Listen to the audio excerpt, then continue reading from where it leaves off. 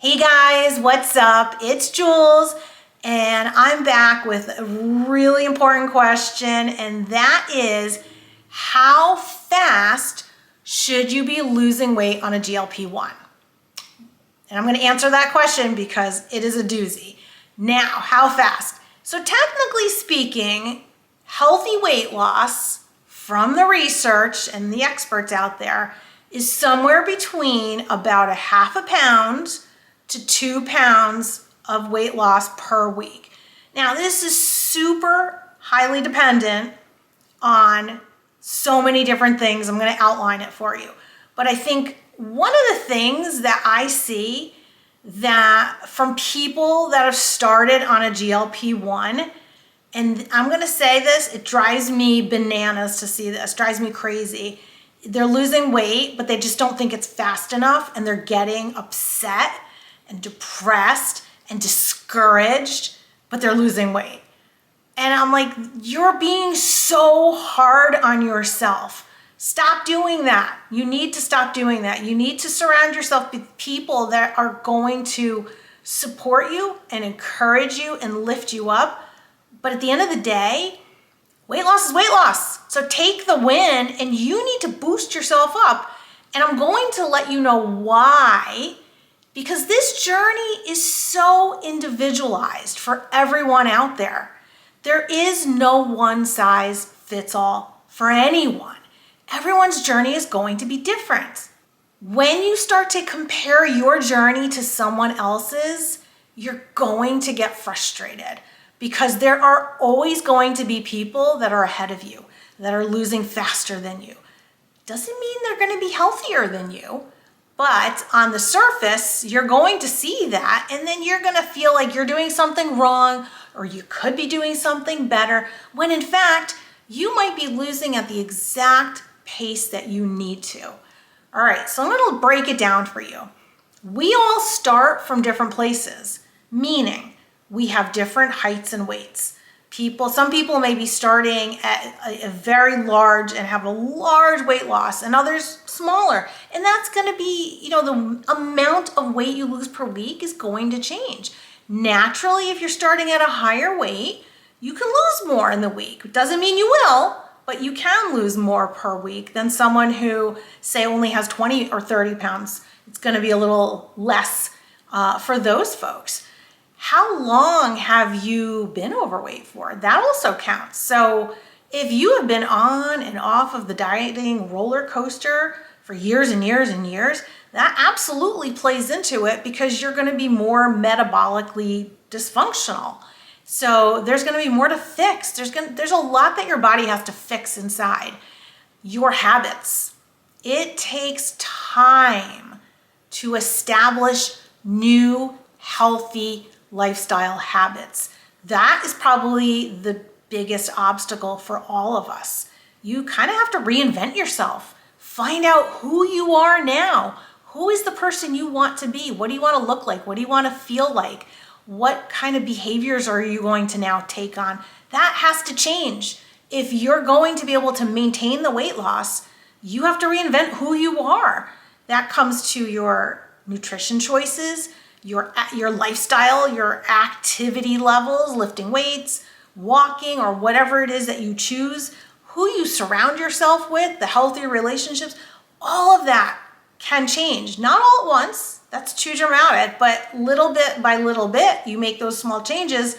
They are lasting changes, they become consistent, and before you know it, it's a new healthy lifestyle that is now easy to adhere to, so now you can keep the weight off.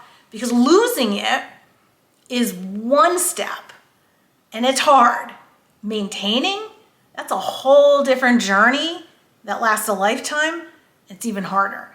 I've been maintaining my weight loss now for over a year and a half, and the losing part, I get it. Like, I was like that too. I just wanted to get to the end. I want to get there. But it is a journey. You can't rush it. You can tweak your diet. You can tweak different things to try to get it moving or whatnot, or keep it going. But there really is no rushing it. And it's exciting when you jump on the scale and you see a little loss here, half a pound, 2 pounds, whatever it is. That's exciting, it's motivating, it's cool. Now that you're in maintenance, it's like, okay, well now what? What do I do? What do I celebrate? What are the milestones? Because you just want to stay consistent on the scale. And when I say consistent on the scale, I mean within a certain range, because you're not going to be an exact weight every single day the rest of your life. That doesn't happen like that. But if you're within whatever range you give yourself and you stay in that range, that's maintaining. For me, it's within 3 to 5 pounds. More than 5, yeah, I got to get on it. So if I can stay within 3 to 5 pounds of my baseline, I'm pretty happy with that. When you are on a weight loss journey and you're trying to figure out how much weight to lose and how much is the right weight, there are going to be some weeks when you're going to lose a lot. And other weeks you're not going to lose any. And then other weeks where you're going to lose a little bit. In the beginning, the first week, the first month, you're going to probably lose more than you will later on because your body is losing water weight and inflammation along with body fats. So that's a good thing. Who cares where the weight's coming from? Doesn't matter. You're losing, you're losing, you're losing. That's totally fine.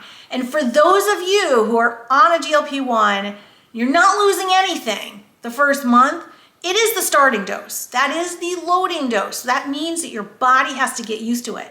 Doesn't mean it's not working. It's still working behind the scenes. Trust it. Keep going on it. As long as you're not getting negative symptoms, negative feedback from it, you're not getting nauseous, you're still eating, that's good. But then you just have to titrate up. You have to look at your diet. You got to look at the things that you could dial in on. If you're still eating processed food, if you're still drinking alcohol, if you're still having added sugar, you might want to look at that and start to eliminate those things and replace them with something healthier. More protein, more vegetables, less starchy carbs. Yes, you still need carbohydrates, but it doesn't have to be, 2 cups of rice or something like exorbitant. So those are the things that you could look at. So don't get discouraged. Don't look at anyone else's journey, and know that if you are losing, you're getting healthier, you're feeling healthier, your sleep is getting better, your inflammation is going down. Those are the things you need to look at, not someone else's journey. Because someone else, again, they'll always be ahead of you, but then there's going to be someone else behind you that's coming up, and they're going to look at you and be going, wow, I wish I was that person. There's always going to be that comparison. Whenever you compare, you're setting yourself up for failure. You're going to set yourself up for frustration. So, pay attention to who you're looking at and how healthy they are, not just what they look like or how much weight they're losing. Also, keep in mind that the people that lose a lot of weight really fast, that is probably not the healthy thing to do. More than likely, they're losing lean muscle, especially if they're not prioritizing protein and they're not lifting weights. I can almost guarantee you, based on all the research, that if you're not doing those things, you're just on a GLP-1 and you're not lifting weights and you're not getting your protein in, up to 40% of your weight loss can come from muscle. That is not what you want. You want it to come predominantly from body fat, not muscle. When you lose muscle, your metabolism will go down, your bone density is going to go down as well, you're going to become frailer. It's going to set you up for more health issues down the road. You want to maintain your muscle. So if that means a slower weight loss on the scale, great. There are other ways of measuring your success.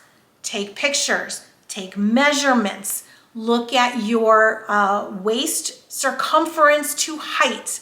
That will really be the measurement of health. So what does that mean? It means that when you do your waist circumference, it should not be more than half your height.